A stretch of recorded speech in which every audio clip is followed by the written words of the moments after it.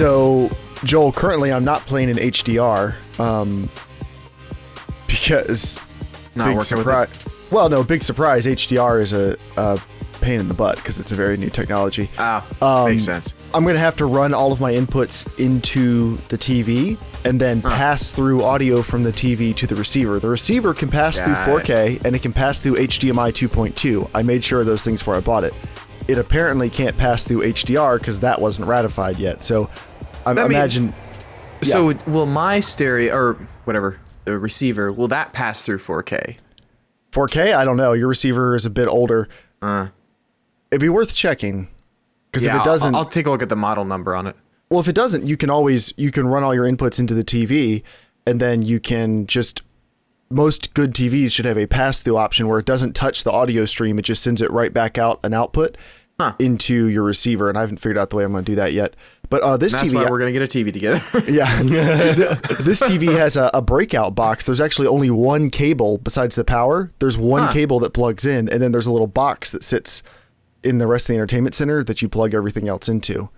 That's cool. Dude, this How does TV... it look, though? The picture? Yeah, is it cool? It's ridiculous. Now, I'll get to the PS4 Pro part in a minute, but like the TV is ridiculous, which is actually a little bit of my theory on why so many people are so blown away by their PS4 Pros, is it's getting people to like buy really nice TVs because they're buying ones that have like the HDR compatibility and the 4K and the 60 hertz, and like they're making sure they tick all these boxes, and most of those TVs are just like really good TVs. Yeah. Even watching 1080p content looks significantly better than the old TV. Man. It has something called a quantum dot display, which is of course a BS marketing term. Yeah, that is one of the most BS marketing terms I've ever heard. Say that again for me, please. Quantum dot display. Ooh, Quantum. that sounds space age. Really, Like, what Is that? What does that mean? Really, what it means is, you've got like the number of pixels on your screen, but you also have your, what's it called? Your dot pitch, Dave, like the amount of space in between your pixels, how tightly they're packed, how big the pixels are. Right. And that's really, really tight. Actually, I can get right up close to it and I can see pixels, but I can't see the screen door effect. Like even though I get really, really close, there's barely any screen door effect. Which that means is the picture is super smooth. And What size TV? 60. The black levels are gorgeous, like the motion, everything. It can do the 3.2 pull down correctly, so there's no judder on any of our input devices. It's just it just on a 1080p level, it blows away our old TV. I'm excited. Now, we streamed some 4K Netflix, and it looks better, but to be honest, at sitting 9 feet away from it on the stream quality, I don't know if it looks that much better. Like I can tell it's a little bit better. You hear that Netflix is getting offline mode? Yeah. So you can download. I wonder if that actually might be cool for certain 4K stuff, especially because I feel like some 4K stuff might be hard to stream if they start upping the bit rate. You know what I mean on stuff. So you could like download it, and then watch higher quality 4K stuff. Maybe we'll see what devices they support that on. I doubt I'm going to be able to just like click a button, just save something in like awesome 4K format right to my PS4. That would be cool though. We'll see. Yeah. We'll see if they do like that. You could have 4K and then you could have high quality 4K. You know what I mean? Like higher bit rate. That would be kind of awesome. It would be. Again, I'd be surprised if they did it, but it would be very cool if they did. So I'm probably just going to plug in my laptop at some point and just have a bunch of 4K videos and just like play some of them on the TV. So I'll probably download someone's rip of a 4K movie or something and then go play it on the TV. Actually, Plex can pass through 4K now, so I could probably just take one of my 4K videos and do it that way. That'd be cool. Now for playing on the PlayStation, so right now I'm not doing HDR. I'm just doing 4K mode until I figure out what I want to do with audio. But we played some Uncharted. Now, Uncharted is 1440p. It's not checkerboard upscaled. Apparently, that was too hard to implement. Just like it's just whatever. Straight upscaling. So like it's like there's a mix. So on the one hand, it's a very, very clean image. Like there isn't the shimmer and stuff that you saw on a 1080p TV with the original PS4 version. Like it definitely looks a lot cleaner and a lot sharper. But it doesn't have the 4K sharpness I'm used to. Which makes sense because it's like 70% fewer pixels, but like, sure, I wouldn't say it's like, it doesn't have the sharpness, but it definitely looks that clean, which I really, really like. I mean, I've only played like an hour and a half, so I don't want to give too many impressions, but so far I would say Should we go live for this? This is pretty relevant stuff. I mean, We are live already. I know. I feel like every podcast now is gonna be like, are we in the podcast now? I think we're in the podcast now. Sorry, go ahead. Dave's like the podcast alert. Like, I think this is podcast material, and we're live. Dave has to weigh in. Guys.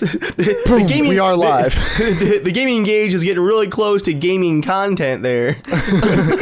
All right, fine. So we're doing the "What are you playing this week" section. Screw the order. Now, so I really want to plug in. I might record like some Shadow Play 4K clips on my PC because that's really, really good quality. Sure. And then I might put them on my laptop, plug them in, and see what they look like playing back on that TV, just so I have a frame of reference to compare it to. Cool. But so far, I would say like it's not 4K, but it is a massive. It just looks pretty nice, though. Yeah, it's a massive improvement. Now, Nice. if you're going to bring over your PS4 tomorrow, though, we can look at like Skyrim in 4K, Skyrim, something that is I got native Watch 4K. Dogs too. Oh, sweet. Watch Dogs 2, I think, is doing what, 1800p, I think, and they're checkerboarding it. No idea, honestly. They're using the same checkerboarder that Ubisoft used last year on Rainbow Six Siege, which was a very effective cool. checkerboard upscaler, except apparently they've worked it out so it looks way better now. It's giving people like a 40% bump on PC when you switch it on. Oh, cool. So I'm excited to test it because in motion, people have slowed it down and like some stuff looks really weird. But people say when you're actually playing, it looks good, which I'm assuming is the case because if you haven't noticed any like really weird aliasing, then it must look all right. Yeah. Okay, cool. Yeah, I do want to try The game runs really around smooth. I'm really surprised. Did you get it after they released the patch then? I mean, I guess so. I honestly, I don't know. Because that was one of the I ones. don't even know how long it's been out. I just got it a couple days ago. Console, so it's been out for maybe like 2 weeks. But yeah, when it first released on PS4 Pro, that was one of the ones that ran worse on Pro. It was dropping like into the 20s. Okay, yeah, I haven't seen any drop at all. It's been like they really fixed smooth. it. Yeah, they fixed Nice. it. So yeah. So that's what I've been playing. And then I guess since we're doing that section, I've also been playing Dead Space 3. I'm co-oping through it with Mark. I've been playing it at 6K as of last night. Because I was playing, the game has an internal 30 FPS cap, or I can't get it to go above 30 FPS. So Yeah. I'm assuming it's an internal cap. It's pretty much like it's just a straight port. And I think it's like 5 years old. It's from 2011, so it's really easy to run. And the game doesn't look bad. Like some of the textures are low res and stuff. You can tell it's a little bit older, but like it's still it's a pretty decent looking game. But I was running it at 4K. My GPU was at like 30%. So I was like, why not? 8K had some drops, I'll be honest. 8K. Oh, okay. But 4K. So here's what really surprised me though. It looks better. Super sampling from 6K to a 4K screen looks better than native 4K. No. Here comes the rabbit hole. Yeah, that's why I was playing it last night. I was like, well, the first thing I'm thinking is, I got to try some more older games. Like, this is new information. And the other part of me is like, I can't even max out 4K most of the time. I don't know how I feel about this. You're going back to Mario 64, 20K. But I am working on a video right now about super sampling and how awesome it is, even if you don't care about having like a 4K screen, even just super sampling higher resolutions onto a 1080p screen can make a huge difference. So I need to figure out what the settings are for Battlefield to see if I can do that even a little bit on Battlefield 1. The recent patch, it runs like flawless. I haven't seen a drop at all, like with the craziness that it is when all the bombs are exploding. Or just flying with Dave. The only drops that I get in Battlefield 1 are, I can actually watch it on Afterburner. I get a frame timing flicker every time that little autosave thing starts, and it autosaves like a few times a minute. And I can't figure out, it must just be achievements or something, but I wish I could just like set the autosave time to like, hey, maybe like a few times a round save my achievements. Like I don't really care that much. I'm still getting all kinds of issues, but it might just be because I'm pushing a lot. Like my card is working to death the entire time, so that's probably. Oh well, you're last gen, so I mean, dude, someone in the comments actually said that last week. They were like, "Why are you playing at 4K with a 980 Ti? Doesn't that card suck now?" And somebody commented, "He's like, you mean like the third fastest card ever made? Like, yeah, like is that just garbage now?" Yeah, I mean, like, yeah, it's just, like it's. I guess our graphics are turning into cell phones. Where it's like, oh, got to get one every 8 months. Every 12 months, no. dude, man. Yeah, It's different. Style, yo. It's different from cell phones. They're actually faster. Graphics cards are actually faster every time. Joel, it's so dumb because like look at the 980 you bought from me. You bought that for me like in what, May of last year? Yeah. And you just cranked BF1, which just came out, up to Ultra now after the latest patch. Yeah, Like, I don't have the TI, right? I just have no, the you don't. You just have a standard It's 980. it's been honestly a really great card. I haven't had a problem with it at all. Yeah. But So you know, I'm hoping it lasts another 2 years at least. Like good. I'm just glad, Joel, that- like oh crap, I gotta have a lot more problems with it. But as long as you're okay with the fourth best card in the world, on like the leaderboards, it's Technically fifth, the 1066 gigabyte, while being a tiny bit slower, overclocks like a beast and has 2 more gigabytes of VRAM. Dave, you can say that. It's okay because I can't wait until you get a 4K screen and you're going, oh man, I can't run Ultra quite. Time to get another. Going back to SLI, and then the hell breaks loose. You're like, no. Oh, this crash. No, but I gotta have Ultra. No. It's like my face, like, like my head's exploding. I was standing up close to the TV tonight looking at it. I was thinking, like, I'm kind of wasting 4K on a 27-inch screen. I'm thinking about maybe I'm selling the screen one way or the other, but I was thinking about, like, what about a 40-inch, like, 4K TV? So, okay, here's my thoughts. Now I'm very curious. You should probably test it out by like sitting close to your TV. But having a huge actual computer monitor that's kind of close is annoying. It's really annoying, at least for me, because you're like mouse scroll way over there. It's gigantic. So I feel like there's a size that's like it's too big, but I don't know. Maybe you'll enjoy it being that close to it. But when I first got my 22-inch monitor, when I built my gaming PC in 2008, I thought like this is so ridiculously big. How like this is insane.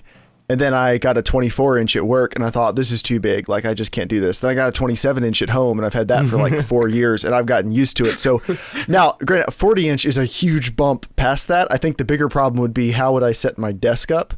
But I was... You have to do like an elbow arm so you could get Did like you just get rid of the monitor. other screens? I thought about that because I do want to do something so I can move my monitors down so they're on either side of the screen correctly. Like, audio monitors, not video monitors, because they're not technically in the right position right now, and I can tell a difference if I move my face up to about here. That's the perfect sound stage for the monitors. So I don't know, I'm thinking about it. But anyway, what have you guys been playing? Enough about me. Dead Space 3 is fun. Sorry, that was the last thing I was gonna say. I really enjoyed playing that game, but it got to the point where you had to buy some stuff to unlock some weapons at a point, and like no joke, as soon as it went to the screen, like I was having fun, played for a couple hours, and then it finally got to this part where it was like, oh, to upgrade this weapon. I'm like, cool. I click on it, and it's like, buy upgrades. What is this? I was like, oh, it wants me to go back through and grind. I was like, nope. I literally pulled the disc out. I was done. I just didn't play anymore. I was so angry. I was like, this is retarded. I don't want to do this. Joel, that's so you. That's fantastic. I was so annoyed because I'm like, it wasn't even like, it was literally going to make me to like replay a lot of the level to just upgrade my weapon. That's a simple upgrade too. You couldn't keep playing the game without it? Yeah, you could, but like, it was not just upgrading the weapon. It was like, I played 1 and 2 and I got the same upgrade in the last game for free. And this one, I got to pay for it. I'm like, I don't want to do anything extra. Come on. This is not even getting guns early. This was actually being able to get a gun. Don't make me play you more, game. Don't make me do it. What you been playing, Joel? Lots of Skyrim. A decent amount of Gwent. Played some Deus Ex. I've been waiting for the PS4 Pro patch to make it run good, and it runs really good now. So I've been enjoying that again. It's awesome, and I think that's about it. Cool. Oh, I have played a decent amount of Battlefield with Dave, which has been fun. Yeah, that's been a lot of fun. Yeah, I've got like almost 32 hours in it. Nice. Like 85. All right, what about you, Dave? I'm gonna check my notes here first. Went back to Mafia 2 over Thanksgiving. I just wanted some single player game to play, and they've patched a bunch of stuff in that game. Mafia 3, yeah. Okay. They took the brown filter off the game, so now you can definitely tell that the entire renderer is like 900p internal no matter what. But the fact that it's not like smeared in brown jelly does help. Like it looks okay now. I think low res textures combined with like just the awful brown lighting like made it much worse. They added some like free weapon packs. You can like change your outfits now. There's like 10 different outfits you can choose from. There's like new radio music and all kinds of stuff they added to it. I'm still enjoying the single player and the story. The stealth is still hilariously easy. I always play as stealth characters in games basically. And in this game, I have like a window of like opportunity where I can just sneak up to someone in the, like from the front and still like stab them. And the game's like, all right, I'll give it to you. I had one of those in Uncharted. Sorry, real quick before I forget. Go ahead. In Uncharted 4 tonight, it was one of those locations, Joel, you know the whole Uncharted thing, like, you can shoot everybody or you can sneak through these suspiciously tall weeds and knock people out. So I just hopped up into the weeds right next to a dude. He didn't see me, so I choke him out. There's another guy 10 feet away, so I just run right up to him, like, face first. He goes, wait, what's that? Choked. Like, from him, there's another guy right below him, so I jump, like, flying punch to the air. And there's dudes all around. I'm like, how do they not see this? So I scurry up. I'm, like, scampering up, you know, the side of the thing I'm climbing, and there's a sniper looking for me, and Elena's right behind me, jumping like, ah, thunk. Sniper doesn't notice. Climb up, shove him off the top of the thing. There's a guy like 25 feet below me. I just like jump off the top of the thing and just flying like roundhouse punch 25 feet, punch the guy's face like right into the ground, just boom. Can you imagine in real life? Oh, broken leg, never harm everything. It's like, why did I decide to do this? That dude hit the ground so hard, like he's dead. He's just absolutely knocked dead. him into another dimension. It's kind of his fault. Like if you didn't hear all that happening. Yeah, and they're like, yeah, he kind of had it coming. Let's make sure we all disappear around sides of this building. Don't maintain eye contact. Turn your back a lot. I complained to Joel about how easy Mafia 3's stealth is if you go that route. It's actually so easy, Joel. When I got to some of the stealth levels in Battlefield 1, actually, I got killed and stuck a couple of times for like a half an hour because I treated the stealth like Mafia, and Battlefield stealth was like 5 times as hard. Like there was much less of like a safe area. I was like, oh crap, they saw me. I was like, oh, they heard me. I was like, oh, this is actually difficult. There was one kill I got in Mafia where it was like a couple of like, you know, enforcers running up a store for their money. They beat up the guy in the back alleyway, and there's like one guard kind of like looking around and one guy like pacing the outer perimeter. I whistle. The one guy like wanders around the boxes like, huh, what was that? Like kind of has his pistol out like, what was that noise? I'm like just crouched behind like a box, just like watching him come. Like I can just see him apparently in third person. Mm-hmm. He comes around the corner. I grab him, pull him behind the box, but not like all the way behind the box. Stab him, and his body flops just out in the open, like in the back alleyway. I'm like, oh, that's kind of noticeable. I see the main guy back at like the group, like looking around like, he's looking right at me, not more than maybe 40 feet away. I'm like, I love that in games. They were nope, like, everything's fine. And Mafia, actually, the combat's a lot of fun still because it has like really awesome blood effects, kind of like our Arma mod, where like it like projects onto stuff. I must have stabbed an artery in this guy because the blood is all over the alleyway. It's like up the other wall too. And the guy's like, And so I was like, I wonder. I just sneak out. I just pick the guy's body out, put it on my shoulder, and just like crouch walk back around the corner. And the guy's just like, not even like alerted. Whatever. That sounds like a Skyrim mission I was doing. I was like creeping in this cave. These 2 guys are like walking across this bridge. I shoot an arrow. It literally sticks like in his head, and they're like, "Who's that?" You know, and they're like, I like how it's like, "Who's that?" And they like run towards me. Right? I hide by this barrel. They like come looking, and it's just like looking like this. Like I'm like hiding. Like, oh crap, don't see me. I use like a potion to like go invisible or something, and like how they're like, oh, it's nothing. Walk back. I'm like, no, you have an arrow in your head. You should probably continue looking. You know, like it's not over yet. You should continue looking. But I will always wonder like. There's certain games that I wonder, like, it kind of is fun. Like, those kind of things are kind of hilarious and, like, I don't know, part of the charm Bethesda of games, with Bethesda games, you have to embrace the weirdness. Because, like, you kind of like that. Like, there's some games you're like, this is just annoying.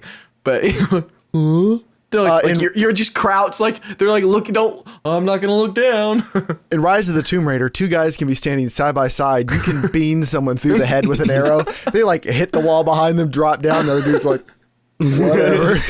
Like there's been times where I've taken out like 5 guys in the same room together just by being quick with the arrows, and like somehow if it's an arrow in the head, it's just a magic insta kill that nobody can hear. Yeah, like I don't think Or arrows maybe are that quiet. Maybe we're gonna find out. It's a part of Arrows the are pretty quiet. It's a part of the story. They're all Have you kind ever of shot like solid-ish targets with an arrow? There's like a thunk when it hits stuff. There's a definite thunk, but I think a fleshy human would be a quieter thunk. A skull? Okay, no, not a skull.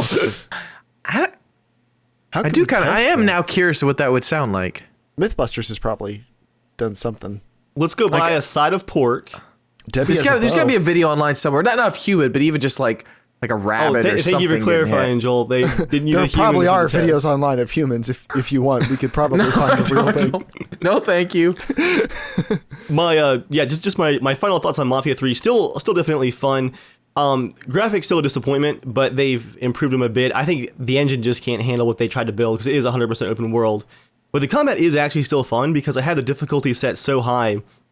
If someone does eventually spot a body or me, or like an alarm goes off, like the fighting is intense because I have the difficulty so high, I can't take more than 1 or 2 hits without just dying. So like I can't cross the cops at all. Like, and of course all the cops are racist too, so it's like really tense just driving around. When cops are just like, you don't belong out here, boy. So like you have to keep like walking fast, like don't like stop and like look at the sides, like keep going. Like, don't get their attention. Is that hard for you, Dave? But there could have been a screenshot over there. Oh, there are. Besides bits of Mafia, I'm looking forward to. I'm gonna do some more Nuka World. Finally, I haven't Nice. played any since like September. In Fallout. Oh yeah, Battlefield 1 with Joel, and on my own, like every possible chance.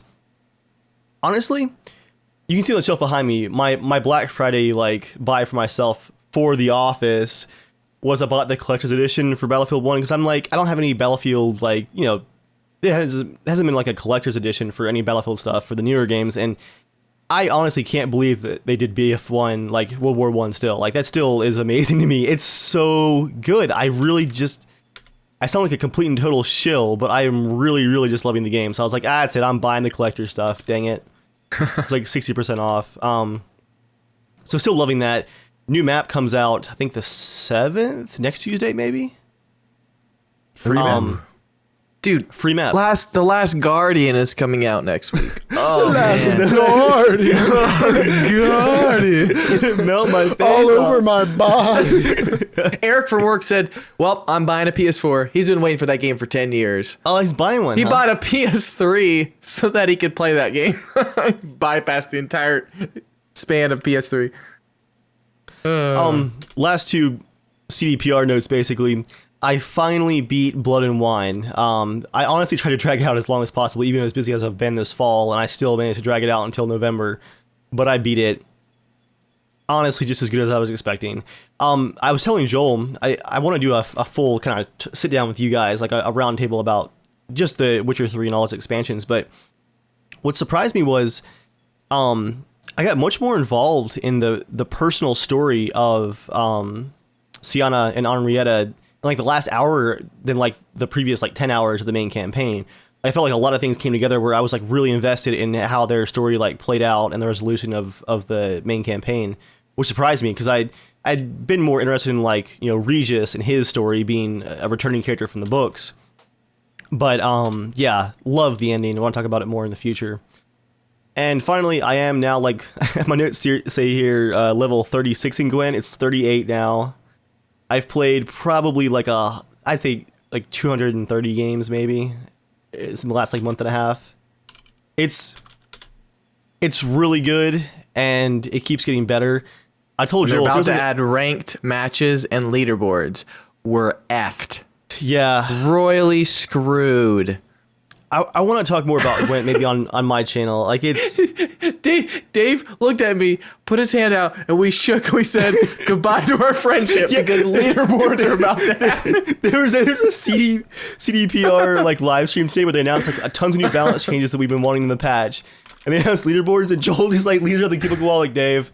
Leaderboards are coming. I'm just like I stare for a second. I'm just like who just silently just shook hands. It's like it's been an honor. It's been good working with you. Like, reach out behind my desk, like got like a box to get my things together. Like it's over. But yeah, I think I still would love a classic mode in Gwent where it was just like you have access to all of the cards from the game. You can play just the original mode, PvP, just like not ranked. That'd be lots of fun. but they are onto something very, very good and very, very fun with the new game. It still has that like same like tense adrenaline rush when playing. Nice.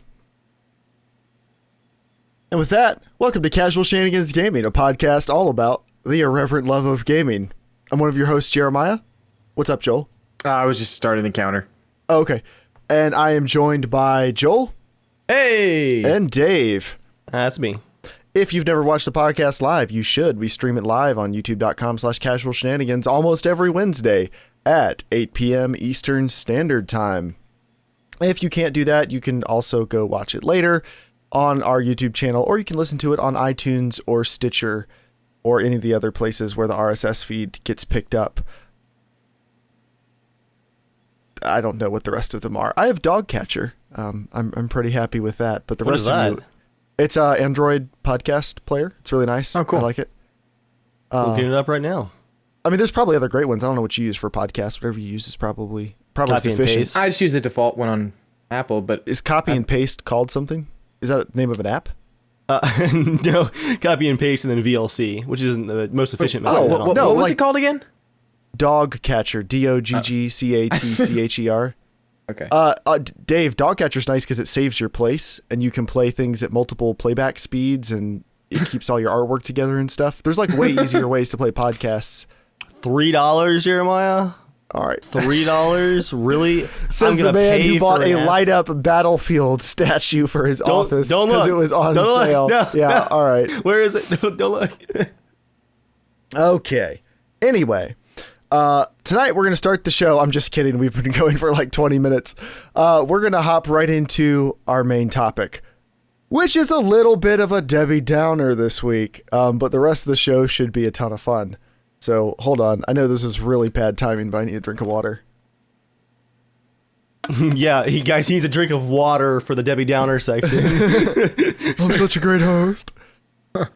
No, we are going to have to make some changes with the way we run things at the podcast. Before anyone gets worried, everything's okay. Just want to clarify. We're letting Joel go. Forcibly letting Joel go. Forcibly? You wouldn't be letting, you'd be like pushing. Off a cliff!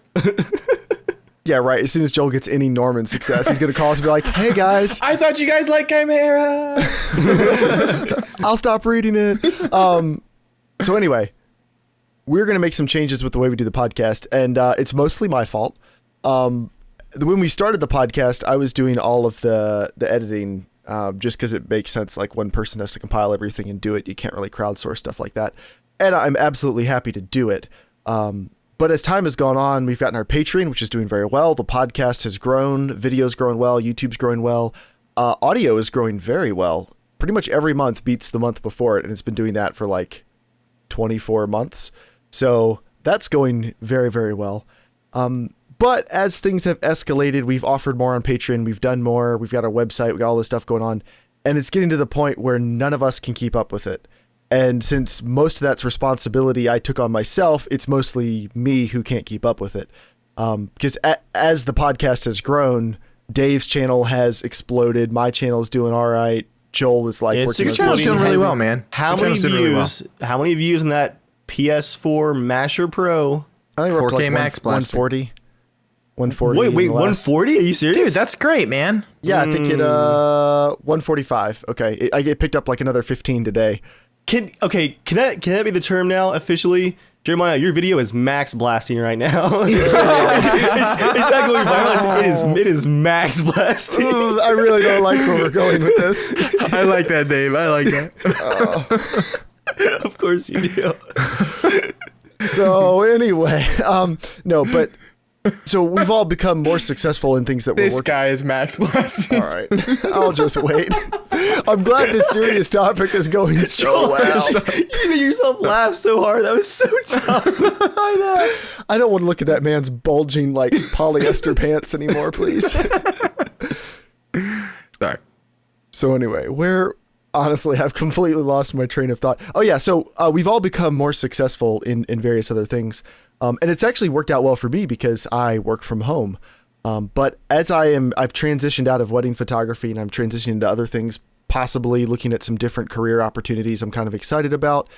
And I'm out of time. I've been out of time for a while, but I'm just unable to keep up with the amount of work that I've mostly brought on myself. So to be fair, but we've got to scale back what we're doing with the podcast a little bit so it can stay fun, because that's the most important thing. We've said from the very beginning, if this ever stopped being fun, we would stop doing it, because our friendship and our sanity is worth a lot more than just making a podcast for you guys every week. And you can tell, like, if there's a week where we're not feeling it, you can tell. Like, it wouldn't be fair to just stretch it out if we all hate each other forever. So fortunately, that's not the case at all.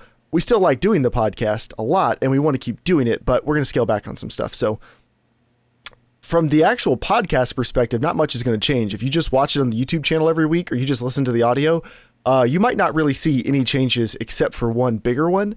And that's that we are going to drop to 3 episodes a month.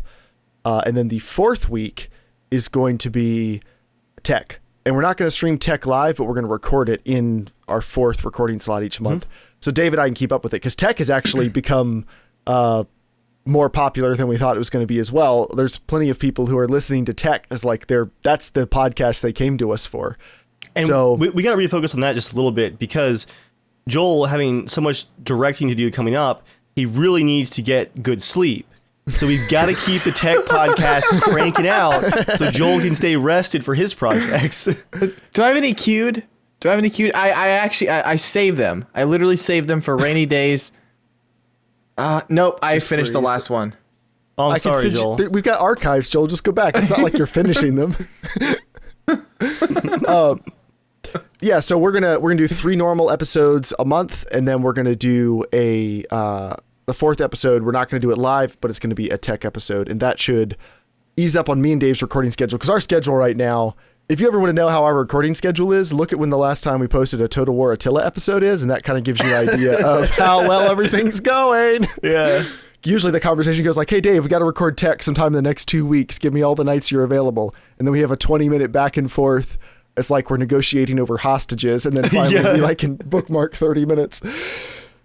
So, we're going to scale back to that, and then we're possibly going to be trimming back on a few Patreon things in the future. We're not getting rid of Casual Shenanigans Originals. That's something we're excited about, but that's just going to be completely dependent on Joel's shooting schedule, because Joel's our filming guy. So there's that one we really wanted to do this fall, but the dates didn't work out because we needed particular weather. So we're going to do that in the spring, but we have other ideas for stuff that might be able to happen. We are still planning on doing those. Nothing is going away when it comes to that. But the main thing is the podcast is going to drop back to 3 a month with 1 tech cast. So do you guys have any particular thoughts on that? Oh, the tech cast is not going to be a Patreon 1 week early exclusive. It'll just come out normally in that case. So there's no gap in between episodes. But do you guys have any details? I was just gonna say, I'm honestly, I'm happy for you guys too for that, because that's just, on a usual podcast night, you guys can do the tech podcast, and you're not gonna have to worry about trying to set aside yet another evening late. Because I know almost every time I hear you guys doing a podcast for tech stuff, Dave will say, because I'll say, hey, do you want to play a game later? He's like, we're actually doing it at like 11:30 or something. I'm like, whoa, you guys do it late. So that's one night you guys are gonna be able to have a little bit more rest or do something else if you wanted to. So I think that's good. Thanks. That's the plan.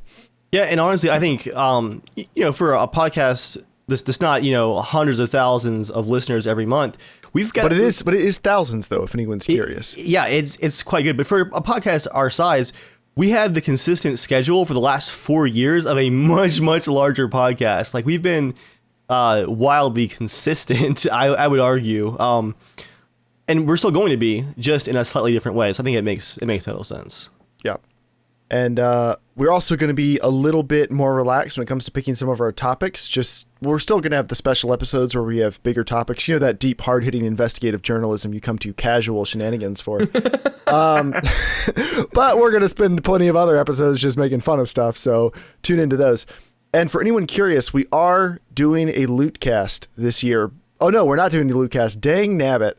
We are having a special Christmas-themed episode, a very casual Christmas, details to come soon. Joel's shaking his head because I totally messed it up. I'm sorry, Joel. You had all those good ideas, and then I just called Jeremiah will save us all some trouble. Podcast canceled. You ruined everything. No, you came up with a good name. It was a very casual Christmas. Yeah. So That sounds very stay tuned pleasant. for details on a You very guys, casual the Christmas. casual part, it was like connecting to our podcast name. Well, our live stream dropped from 21 people to 8, so I guess people are out. Bye, everybody. Rats off a sinking ship. Yeah, thank you all. That's our main topic. That's all we got. So you guys got anything else on that before we move on? No, I think just that. Okay. I still love doing the podcast. Obviously, I'm here tonight, and I think this is just a good way of making sure that as other projects grow in time priority, that the podcast still gets the attention that it needs, but we also don't burn out and will have fun doing it. So I think it's a good solution. Cool. All right. Let's keep moving on. Now, we did ask you guys while we were on break, Debbie, our wonderful social media person, probably Guru. a better name for that, guru. I don't like it when people are called social media gurus. That usually means Wizard, I have 10,000 followers on my Instagram. I just always picture like opening this like bamboo door and they're just like floating in the middle, hovering. They're like, can you please put up a new post on the Twitter? Yes, it shall be done. The doors like close and push you out. The fog goes out, and then the tweet happens. You're like, I think that guy's good. That's pretty sure. I'm pretty sure that's how baby boomers see millennials. Like they are social media gurus. Like, can you put this thing on the You're a internet wizard. so people see us and we're viral? Can you do that?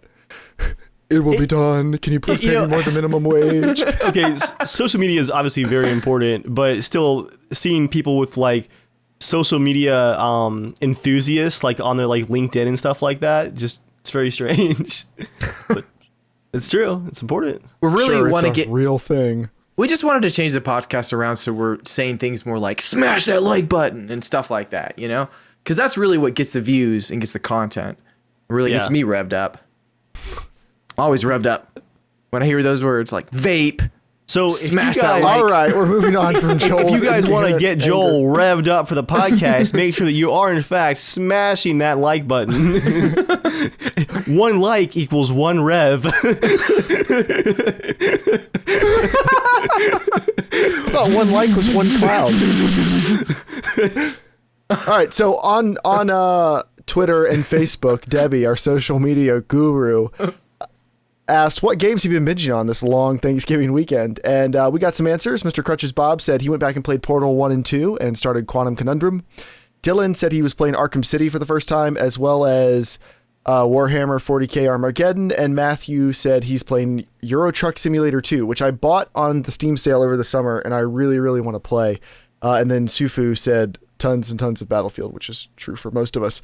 But tonight we do need to thank a new Patreon supporter. I feel like this is the right time to do it because Joel is the color of his shirt and is having a hard time containing himself. Joel. It's because the 1 like equals 1 rev. It's just really setting in deep. Oh, the revs are just setting in deep. It's just so He bit on the hook and now you got him hook set in his mouth. Have you guys ever seen the episode of SpongeBob where he goes to, I think it's called, it's like, anyway, I think it's like the bottom city or whatever, and he's trying to get on this bus. Bikini Bottom? Right? What? What'd you say? Is the bottom city Bikini Bottom? Or is this It's like not a different Bikini Bottom. Like there's like a, he basically gets on this bus and he gets stranded at this like bus station in the middle of nowhere, right? And so he's sitting there waiting, and every time he looks away from the road, the bus just goes like flies by, and so he doesn't get to hail it down or like, hey, give me a ride. So he's like looking, and he's like trying to get a piece of candy or buy a candy bar from this little machine. And so he's like, buying the candy. He's like being really careful, looking, checking the road, And so anyways, he puts his hand inside to grab the candy, and his hand's like going like this, about to touch the candy. And as it goes down, it goes, and you see the bus go as he's like looking like this, trying to. It's hilarious. You have to look it up, but that's exactly what it reminded me of. That's the new Patreon goal. If you donate $100 a month, we're gonna actually get like an IV drip of just pure adrenaline. Stick it into Joel. Every time someone hits the like button, he gets like a drip of adrenaline during the podcast until he like literally just can't sit still. Hey Joel, what Patreon goal would it take for you to vape during a whole episode? During a whole episode. That's a lot. I mean, like That's a lot one of hit, like a vaping. hit every minute or two. That's no more than like 60 or 70 hits. If we are making, You better. This is the time to be honest, Joel. if we're making $3,000 a month. I'll do it. Oh, setting that realistically high. I will rip 3 fat clouds. For $3,000 a month, no. You can That's do way all. more than that. That's all. You don't understand, Jeremiah. I didn't think he'd actually name any number. So I think 3 fat clouds during one episode a month. Joel, if we get to that level, how about for every hit you take, I have a chip with guacamole on it? No, vaping is much more than guacamole. Oh, That's all I have to offer. It would be a small bowl of guacamole. You have to complete it. I can't do that for every single vape. That'll take hours. No. You just have to complete the whole thing, not each time. For a not podcast, like 4 bowls. Yeah. All right. So anyway, completely moving on from that. Wait. I need to say something. This will be an hour episode, I'm sure. Sorry. Go ahead. It can't just be $3,000 if someone like donates like $2,900 and gets us up to that level. That I'll be pissed at whoever does that. It has to be a community effort. It has to be like Joel, slowly. that counts. No. That counts, Joel. Damn that it. Counts. Oh, I don't want you. Joel, this is like when you said, I bet you can't make a computer that's faster than a PS4 for the same money. And I asked, can I buy used parts? And you were like, sure. Yeah, this is kind of like that. You already said it. Your mistake. Yeah, Joel, if this happens, that would pay for a trip to E3 right there. It could. He hates how much he's okay with this right now. I know. I'm like, So anyway- my lips are scared to touch a vape device. That's They've touched- a good way to phrase it. They've touched a lot of other things. They'll be okay. So anyway, we've got somebody to thank who just pledged to us on Patreon this month. It helps pay for things like our Teamspeak server, website hosting, and a bunch of other things. So Joel, who do we have to thank? You can do whatever funny voice you want. Quantum HD 2142. He just pledged. What was that voice I was doing the other day, Dave? Italian plumber? No. Just guessing. Oh no, not again. Dave did a really funny one. He was like, let me do Australian. He's like, g'day, mate. And then he just goes right into the Italian, like, I'm making a pizza. Oh no. It was, what was it? I was like, g'day, mate. I'm gonna put a shrimp on a Barbie. He's like a shrimp on a Barbie. Oh man, it's always Italian plumber, Joel. It always comes back to Italian plumber. All right, well, I'll do a little bit. I'll do a little bit of Wisconsin.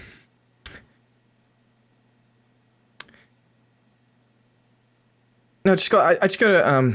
How do I do it? I got to channel. Fargo. I was about to say my inner mother.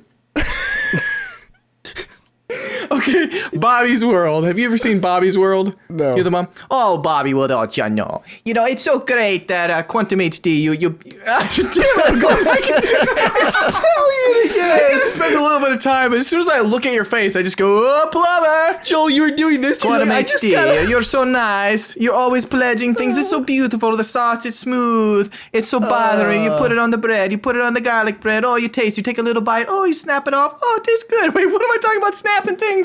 Oh, you shouldn't snap. I just lost everybody, I think. Yeah, no, I'm here. Oh, it looked like you froze for a second. No, we lost Dave though. I don't know where That's Dave good. went. I'm glad it froze. I feel like my story was getting really sexual all of a sudden. All of a sudden, All of a sudden, yeah. your heart and your mind were just coming together like normal. Well, who knows where Dave is? Let's move on. If Dave's not back in like 30 seconds, we'll hop on TeamSpeak, see if he's there. I would like to say for Quantum HD, for pledging, I would love to know why you started pledging now. So if you're able to email us, I would love to know why you decided to start pledging now. Was there a specific episode or something that was like, I love that topic. That was a really interesting story. I like these guys. I'd love to hear from you. Because I find that fascinating when people decide to start donating money to people they don't know. All right, it's now time for the news. News time! So our first news item is Hello Games.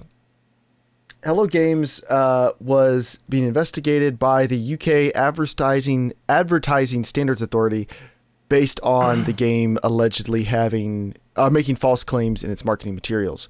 And they've officially dismissed claims that No Man's Sky misled players on its Steam page and its promotional materials. The ASA published a big statement on their website, and they stated that no further action is required in investigating accusations that Hello Games misrepresented the space simulator. I'm quoting IGN's article here. So the ASA wrote, "We understand that the screenshots and videos in the ad have been created using game footage and acknowledge that in doing this, the advertisers would aim to show the product in the best light. Taking into account the above points, we consider that the overall impression of the ad was consistent with gameplay and the footage provided, both in terms of that captured by Hello Games and by third parties, and it did not exaggerate the expected player experience of the game. We therefore concluded that the ad did not breach the code," referring to advertising code. According to the regulatory body's report, 23 complainants contacted them with the belief that the content was not as depicted or described in the trailers. So most of the game's defense revolved around the fact that No Man's Sky is procedurally generated. So the idea there is that that is an experience that people could, in theory, have. So it's not misleading. Or it's not misleading enough to be criminal. So what do you think about that, Joel?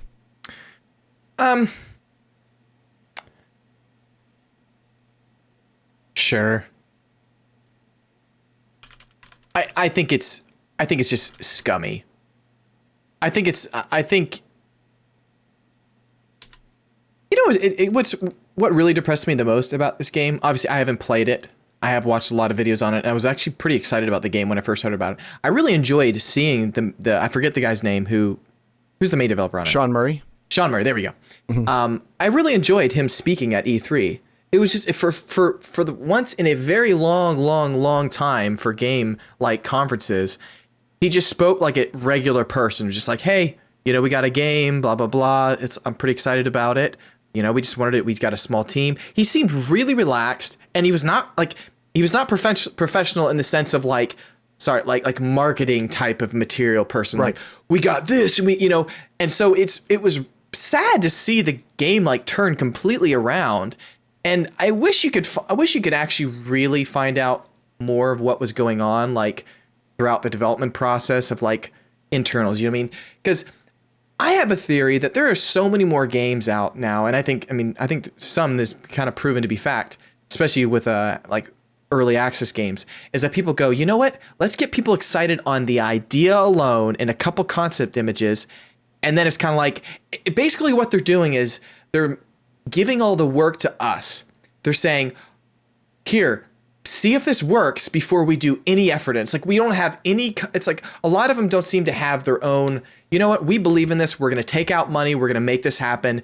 And then we get it to a point where we're excited about it. It's more of kind of like, we want to be really careful. We don't know if it's good yet. So we're just going to kind of tease a couple ideas like, hey guys, the Wii U is going to have this ability. And then like you don't hear from it for 3 years and they finally had the feature. Oh, now you can watch Netflix?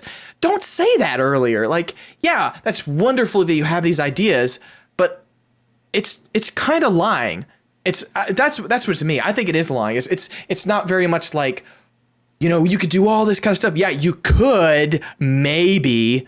Like, don't say it then. I think it's just Yeah, what that's what I don't understand is they said that Hello Games did not exaggerate the expected player experience of the game. I don't see how they can say that because some of the original videos show things that were explicitly not in the game. Like, I don't know what qualifies as exaggeration to the ASA. Part of this might be like I don't understand their ruling, but I have to disagree with at least that part because they were showing like you fighting space pirates and convoying up with other players and all kinds of stuff that just wasn't in the game. Like, it's one thing to look at the really cool dinosaurs and say, well, I've never seen anything that looks like that, or the giant space worm. Like, nobody's posted any pictures of the giant space worm because in theory that could be procedurally generated somewhere in the universe. But something like the more interactive elements just weren't in the game. So I don't know how that doesn't qualify as an exaggeration. I actually read through the complaint because I was wondering the exact same thing. I was like, what? Like, how do these very specific things not get called out? I read through it too, but I don't quite understand. So please, maybe you got something I didn't. Apparently stuff that was quickly glimpsed isn't enough where they said like this is an advertisement. It's like it's like a loose painting of like what the game is like. So like the space battles, it's like a stylistic thing. They didn't focus on it. It was just like a quick like cut and then back away from it. And for basically everything, the developers took them footage from the current build of the game, or that's the launch build is what it would have been, like video clips, and said, hey, look, this is a similar thing that's in the game. And they were actually able to match each thing, kind of. So basically they were able to give the impressions of these big space battles and convoys using things that are in fact in the game, even if there is a 1/1,000,000th chance of you actually seeing it, because it technically is in there. They were able to say like, here's some footage of it from the game. And so legally that covers them. I think I have two really good examples.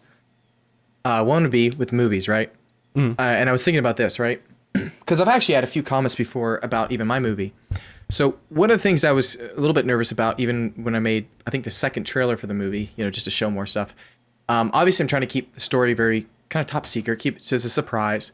But also, kind of the way my movie works is really almost every other line of dialogue, like, it spoils something pretty big. It doesn't have a ton of dialogue, but every little bit kind of tells like, hey, we're here.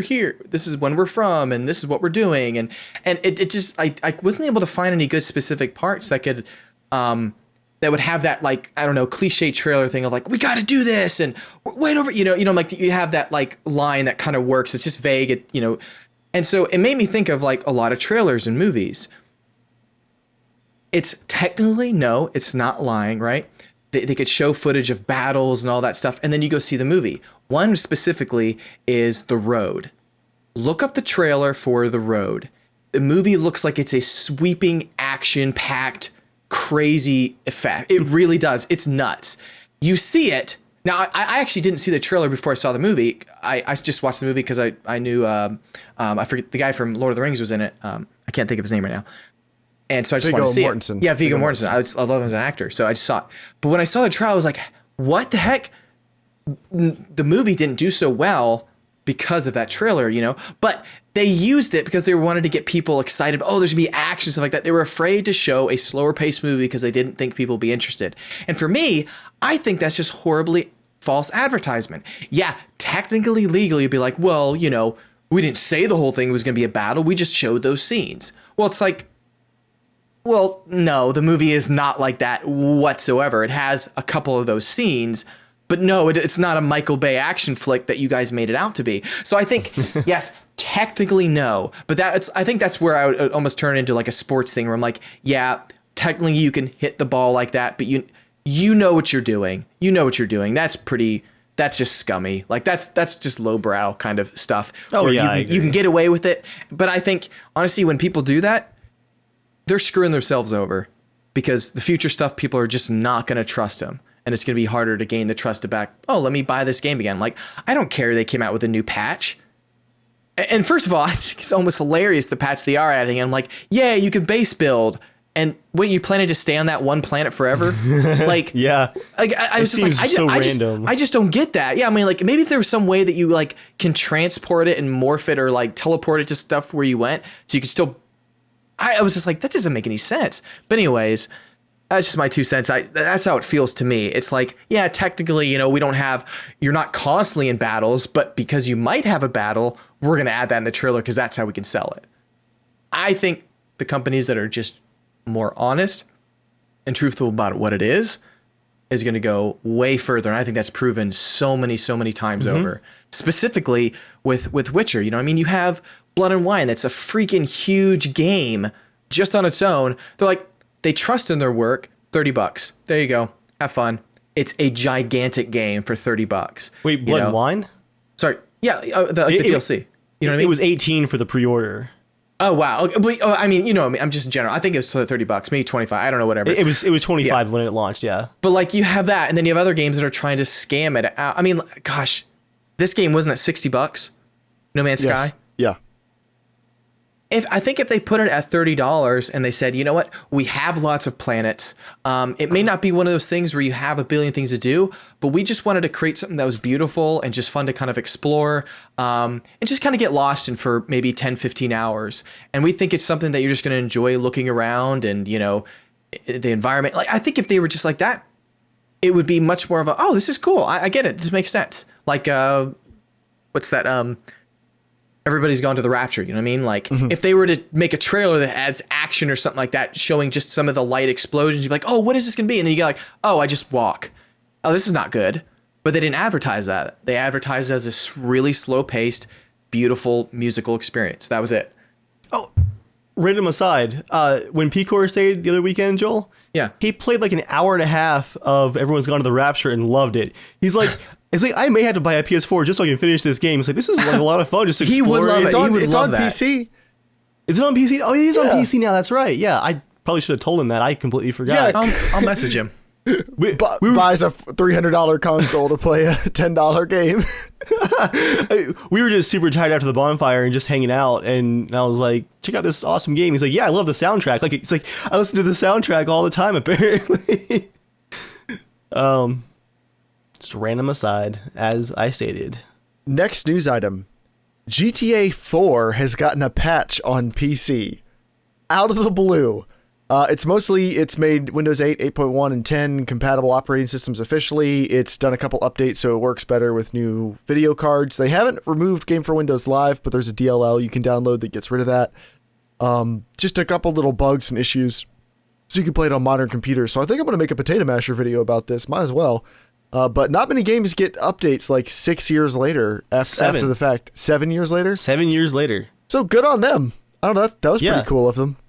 From the Reddit thread, apparently the patch actually does help like performance, because even on like modern systems, it's really hard to hit 60 FPS in that game. Like, yeah, it's very poorly optimized. The engine's very bottlenecked, but apparently it improved performance. It plays great on modern PCs now. It's pretty wild. And then my last news item is actually one that James sent to me. Of course, our resident Nintendo expert. Oh, no. More conspiracy theories. No, Nintendo has issued invitations to a private hands-on event January 13th to show off the Switch. So the invitation says that the event is going to further emphasize some of the details that Nintendo plans to announce the prior evening during its Nintendo Switch presentation in Tokyo. So there's doing a presentation January 12th in Tokyo and then January 13th. And then they're saying it's going to release March 2017. So we're assuming they're just going to give out the actual technical details and everything. And I think they're going to be showing off Legend of Zelda and some other stuff. So they're actually moving forward. Things are happening. We'll find out more details in about a month and a half. That's about all there is to know. But hey, at least we know something's actually happening with a Nintendo console. So now we just have to wait and see if it's good. Dave, what's your news items? So, Jeremiah, you've had some trouble with your fancy new HDR TV and the PS4 Pro, right? You've had a lot of troubles. I had a problem with my regular TV and the PS4 Pro with HDCP because the PS4. But no. There's also some problems with the new TV and the PS4 Pro, but that's an HDR problem, not specifically a PS4 problem. Well, don't worry. PC also gets some fun new DRM handshake issues. So Netflix 4K streaming is finally coming to Windows PCs later. Actually, I think it's now this week. This is from Ars Technica UK. Apparently, the reason that it's been like a huge delay for getting 4K on the platform that's actually had the resolution the longest is because of DRM. And it's because the DRM that Netflix is having to use, most likely because of the, it's not publishers, what is it? Media license holders, I guess, are requiring Netflix to use. It's called Play Ready 3.0, which is supported by Windows 10 only, but it requires a hardware decoder to make the handshake so you can watch the content. Now, the newest NVIDIA graphics cards, the 1080, 1070, and 1060 all have this. However, right now, the 4K streaming, because of the specific DRM requirements, can't use the DRM decoder on these nice new graphics cards. It's only able to use the 10-bit HEVC DRM decoder to actually watch 4K content, available on the newest, which Intel CPU line is it? I just lost it in the Kaby paragraph. Lake, their new 7000 series. So yeah, if you want to watch Netflix 4K, and odds are this is going to be the most supported PC standard for 4K, basically if you want to watch official 4K content on your PC, you have to have the newest Intel CPU. So my Hexacore couldn't decode it right now. It's so stupid because, I mean, that's how these other consoles and things are getting around it. They just have the little chip in there to do the handshake. It's for DRM purposes. People are going to figure out how to rip the content. Like, within days, people are going to be ripping the content. Yeah. Like, it's the same thing. Like, I have to turn off HDCP when I record PS4 stuff with my Elgato, because if you have that on and you hook it up to a recorder, it knows and it turns everything off. Or you can get around that by buying an HDMI splitter, which just strips the decoding off of it. Cool. Like, people are going to instantly figure out ways around this. And if someone wants to download an ultra compressed 4K Netflix stream, like, ooh, 15 megabit 4K, that's what we've all been waiting for. Like, I don't know. Like, you're not going to stop them anyway. Why are you making it so aggravating for everyone else? But it actually gets worse, too. Wow.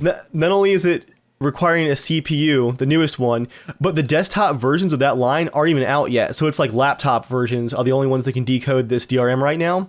And it's only supported in the Microsoft Edge browser right now on Windows. So you have to have this specific mobile laptop CPU, newest generation. Well, no, there's going to be Microsoft desktop Edge. versions.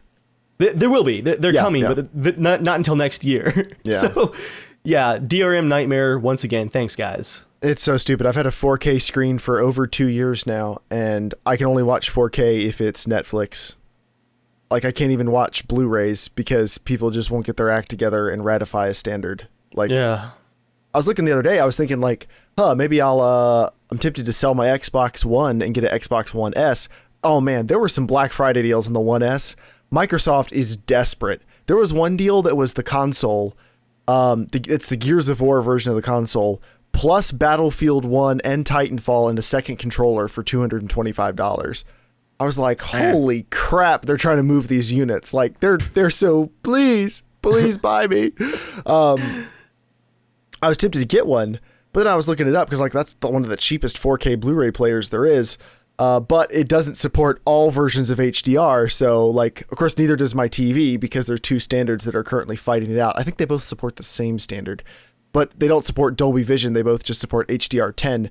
So, like, I could use it for 4K, but probably not for HDR within a couple years. So, it's just stupid. This is why you shouldn't be an early adopter, guys, unless you want to deal with all this hassle. Like, honestly, you'll be best served with your PS4 Pro. Just play it on your 1080p TV and wait like 2 years until 4K TVs are cheap and they get this nonsense sorted out. It'll still look better. That's my recommendation. What's your other news item, Dave, that I kind of dropped in the list for you? I figured you'd want to talk about it. Yeah, I mean, it was kind of just an aside for CDPR continuing to be awesome.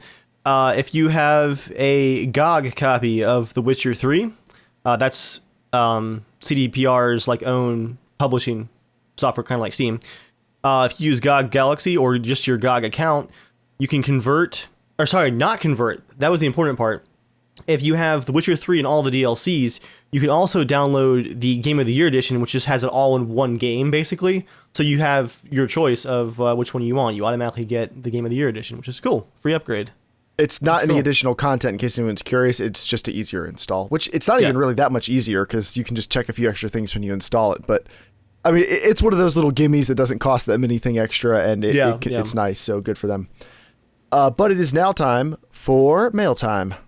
Mail time! You can write into casualshenanigans@gmail.com, just like Zach did. Zach says, hey guys, I've been listening for a few months now, and I'm looking for older episodes. I can find back to episode 118, on podcast services, and it seems YouTube goes back to 77, but how about older ones? I'm just getting into Arma after watching you guys slay bodies, and I want to hear you guys talk about Arma and DayZ. Do you have a public place episodes 1 through 76 are stored? I'd really like audio only if possible so I can listen while I drive. Thanks, Shenanigan. So for anyone who's curious, the reason that we only go back to episode 77 on our YouTube channel is we started the Casual Shenanigans YouTube channel at episode 100, and then we only added back to 77 on it, because before then we just posted the podcast on me and Dave's channels. So if you want the just video version, you can go to either me or Dave's channels, and we'll have a playlist that has the podcast on it. You can go grab it there. When did we start doing the video?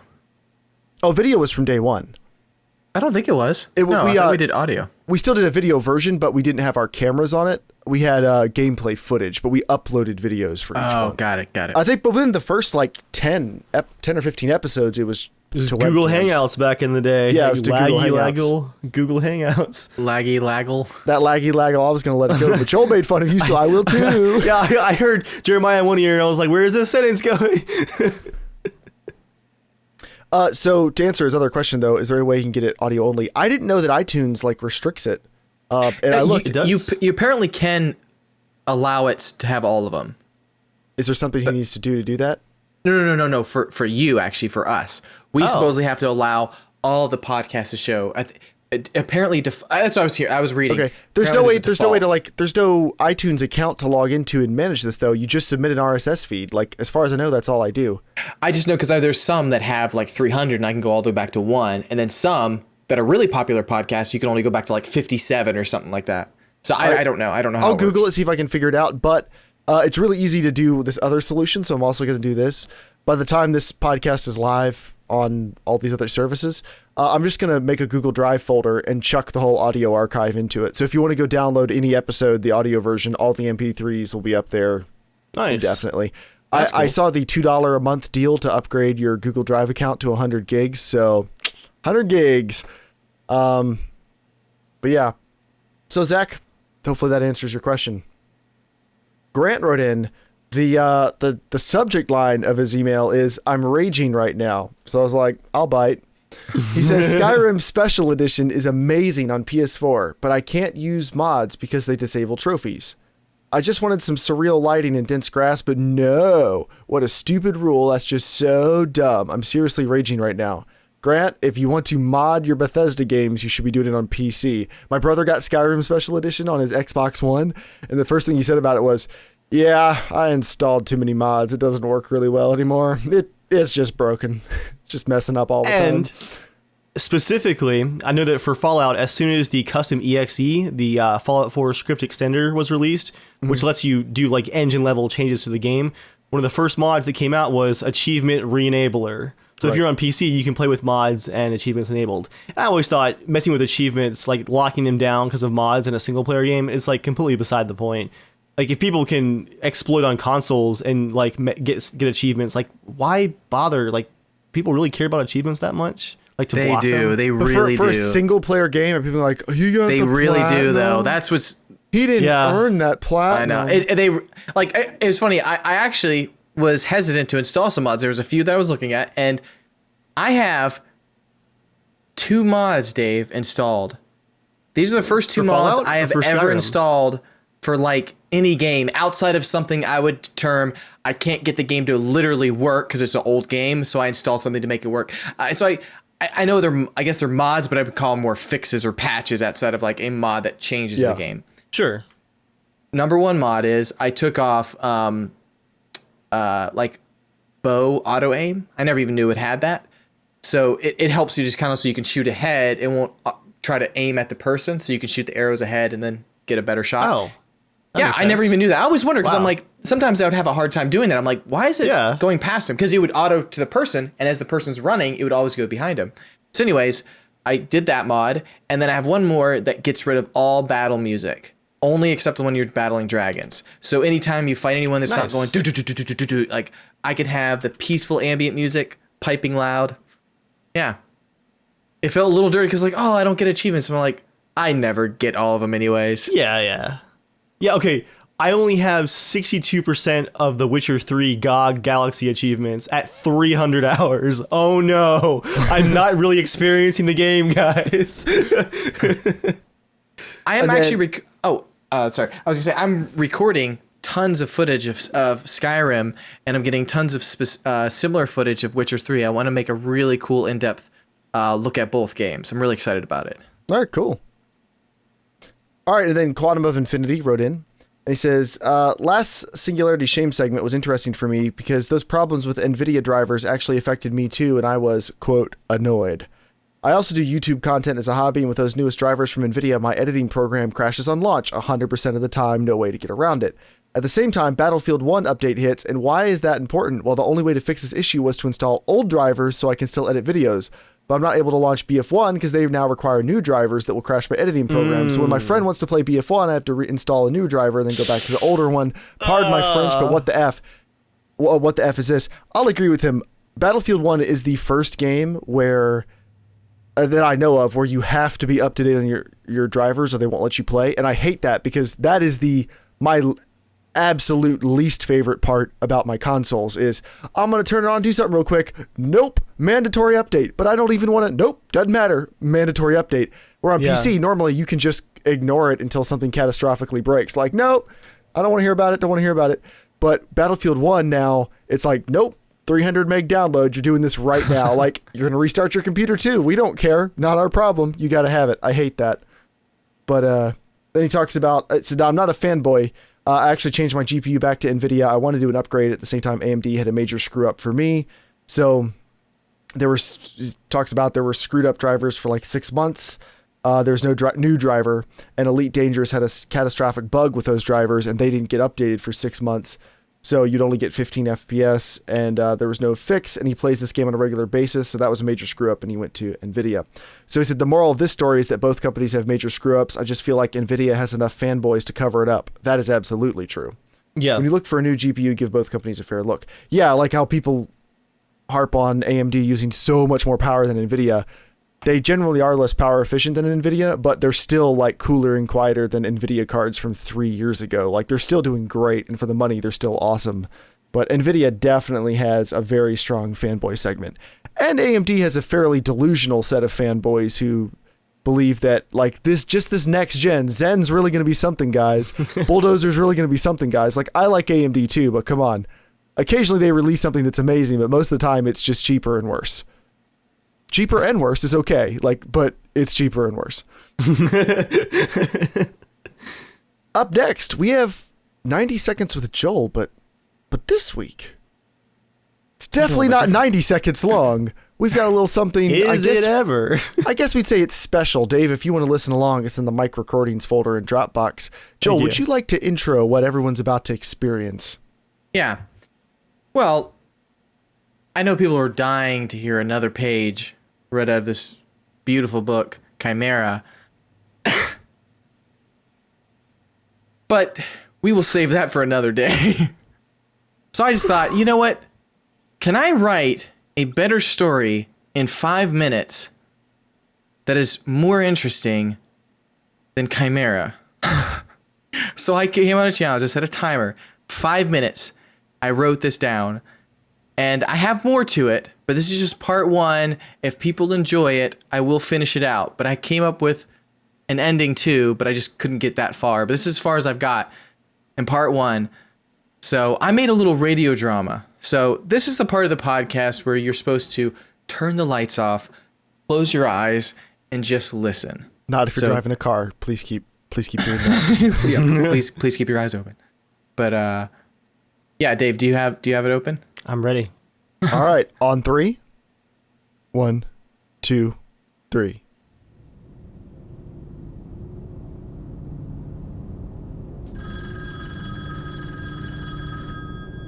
Todd awakes to the sound of a phone ringing.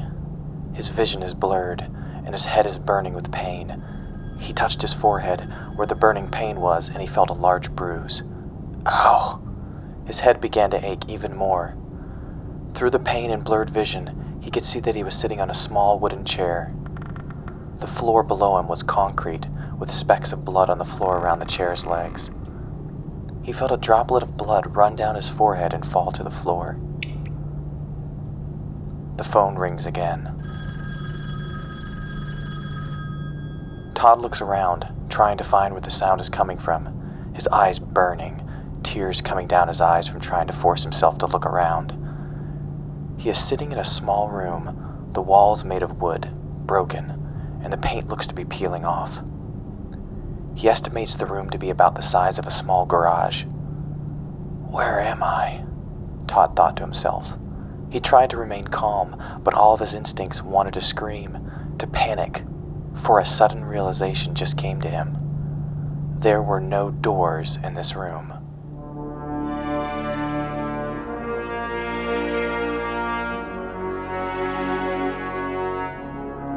Casual Shenanigans presents The Room, Part 1.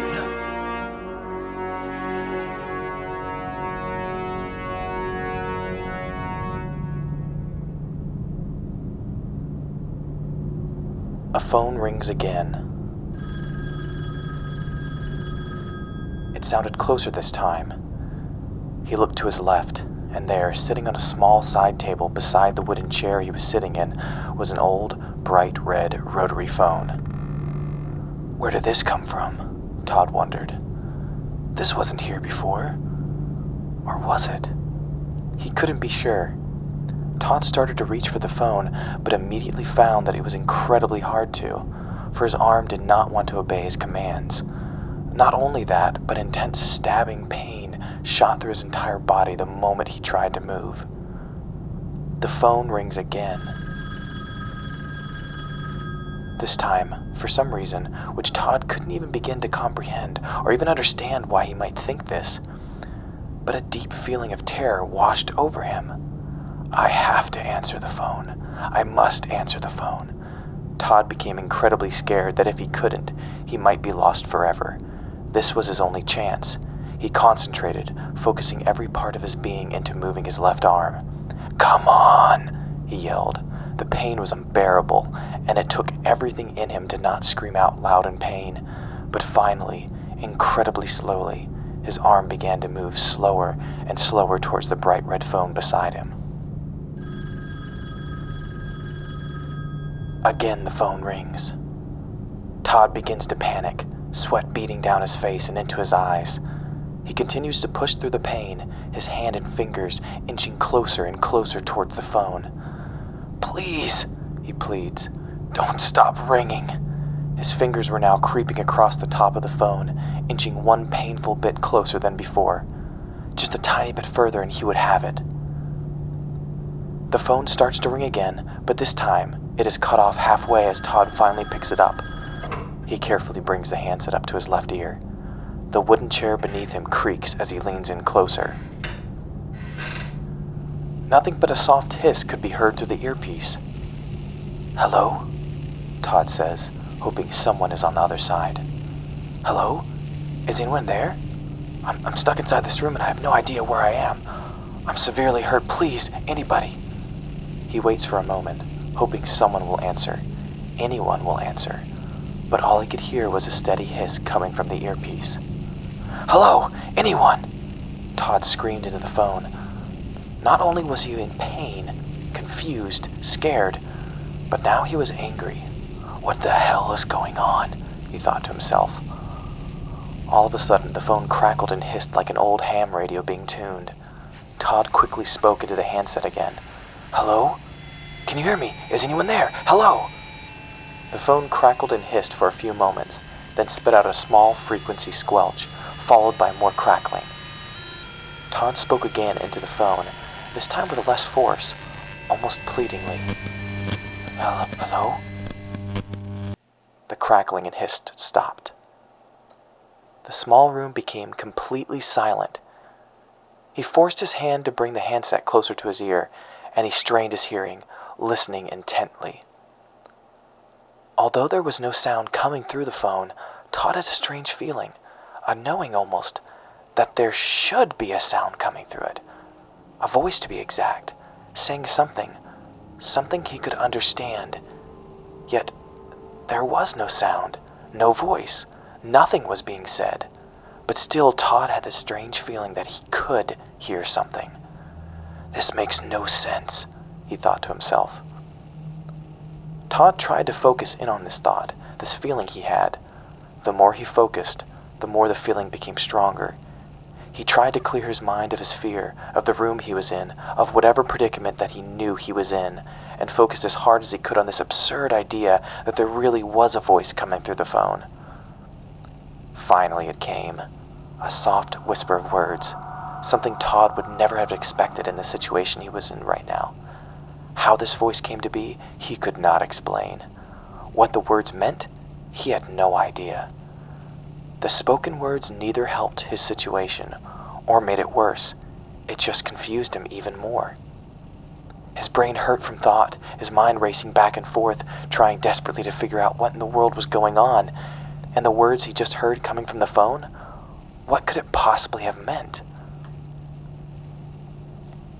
For a long moment, Todd just sat there in silence, thinking. After a few minutes, Todd came to a conclusion. There was one simple truth he believed that he could actually trust. Whatever was going on, wherever he was, he needed to get out. He needed to escape whatever this was, for this extremely powerful image burned into his mind. If I stay here, I will lose everything. Why this thought came to him was beyond his comprehension. He could only assume it was a strong mental image, created the same way that he believed the voice in the phone was created. Both he could not understand fully, yet still he felt this to be true. Todd reflected again on the words he had just heard and how they almost leaked out of the earpiece into his ear like sap from a tree. He pictured the words in his mind's eye, written out in space in front of him, and he tried desperately to assemble them into something that he could connect with, to understand, to create meaning from. The old red phone had quietly whispered these words into his ear. Todd, stop hiding from us. We won't hurt you. Help us find you.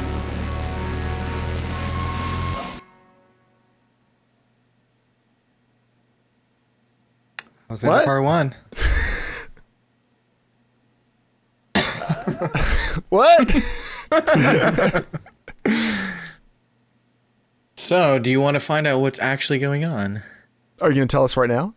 No, I'm not going to tell you right now. Oh. If we get enough people, if we get 25 people Oh, dang it. commenting, you would like to find out more, I will write more. 25 people. 25? I'm not writing any more for 4 people, but I will write more for 25 people. Okay. All right. I liked it overall. I think you can tell that you wrote it in 5 minutes because it really needs an editing pass because you repeated you repeated a lot of describing words. I think a cleanup in the flow would have helped it a lot, but I'm intrigued. And yes, it was far better than Chimera because when it did like the blood drip, I was like, in Chimera this would be like the blood drops sensually raced down in the bridge of his nose. No, it would be like the blood pounded down the ridge of his nose, racing into the ground. Like, oh, these adjectives don't make any sense. He flinched, but then accepted it. All right, it is now time for Comment of the Week, where Dave goes and finds what new gems the internet has delivered to his channel. I've gotten some good ones this week, too, but I'll let you have this week. I might have to contribute some for next week. You get next week. This week is Fallout video week. Therefore, it's time for a couple of somethings. First up, I think this one is actually going to be the comment of the week of the two. All right. Do you think either one of these guys' wives know that these guys play Fallout and lick each other's buttholes? Do you guys think our wives know about that part? I just want to know, how did he get that from the video? Because I was pretty sure I cut all that out. Must have missed a clip. And this made me laugh because it was posted right after that comment. I've missed Sweet Joel. Like, all right. Like, just after. That wasn't the same person, right? No, it wasn't the same person. Okay. It was right after that comment. I was like, all right. I just find it interesting how many people are so insecure about guys having, like, fun together watching, like, a Fallout video. Like, that's something they've got to be so, like, oh, gay. I think it's because people who are watching Fallout video, most of the Fallout settlement builds, I would say are a little bit more like Dave, honestly.